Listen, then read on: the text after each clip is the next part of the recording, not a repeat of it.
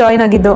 ಇದು ಒಂದು ಫ್ಯೂಚರ್ನ ಈ ತರ ಚೇಂಜ್ ಮಾಡ್ಕೊಳ್ಳೋಷ್ಟು ಚೇಂಜಸ್ ಆಗುತ್ತೆ ಅಂತ I never expect.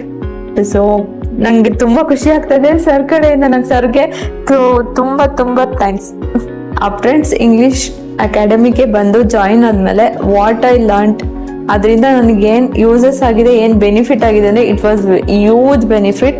ಏನಕ್ಕಂದರೆ CBSE, ICSE, state board and PO, so ಅಂಥ ದೊಡ್ಡ ಹ್ಯೂಜ್ ಬ್ರ್ಯಾಂಚಲ್ಲಿ ನನಗೆ ಇವತ್ತು ಮಾರ್ನಿಂಗ್ ಡೆಮೋ ತೊಗೊಂಡಿದ್ದ ಸ್ಕೂಲಲ್ಲಿ ನನಗೆ ಸರ್ ಏನು ಮಾಡಿದ್ರಲ್ಲ, ಸೊ ಅದು ಐ ರಿಮೆಂಬರ್.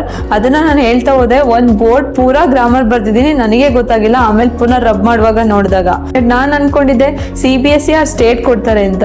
ಬಟ್ ಅವರು ಕನ್ವೆ ಮಾಡೋ ರೀತಿ ಮಕ್ಕಳಿಗೆ ಅವ್ರಿಗೆ ಓಕೆ ಆಗಿದ್ದರಿಂದ ICSE ಕೊಟ್ಟಿದ್ದೀವಿ ಅಂತ ಅವರೇ ಕಾಲ್ ಮಾಡಿ ಹೇಳಿದ್ರು. ದೆನ್ ವಿತಿನ್ ಅ ಡೇ ಯಾರಿಗೂ ಕಾಲ್ ಮಾಡಲ್ವಂತೆ, ಅದು ಒಂದು ಎಕ್ಸ್ಪೀರಿಯನ್ಸು. ಇನ್ನು ವಿತಿನ್ 4 o'clock ಒಳಗಡೆನೆ ಸ್ಕೂಲ್ ಅವರ್ ಮುಗಿಯೋದ್ರೊಳಗೇನೆ ಕಾಲ್ ಮಾಡಿ ಹೇಳಿದ್ರು ನನಗೆ. ಅದು ತುಂಬ ಅಪ್ರಿಷಿಯೇಟ್ ಮಾಡೋ ವಿಷಯ. ಆ್ಯಕ್ಚುಲಿ ಸರ್ದು ಏನಪ್ಪ ಪ್ಲಸ್ ಅಂತಂದರೆ, ನಾವು ಬರೀ ಇಂಗ್ಲೀಷಲ್ಲಿ ಮಾತಾಡಬೇಕು ಅಂತ ಕಲಿಯೋಕ್ಕೆ ಬಂದು ಜಾಯ್ನ್ ಆಗಿದ್ದು.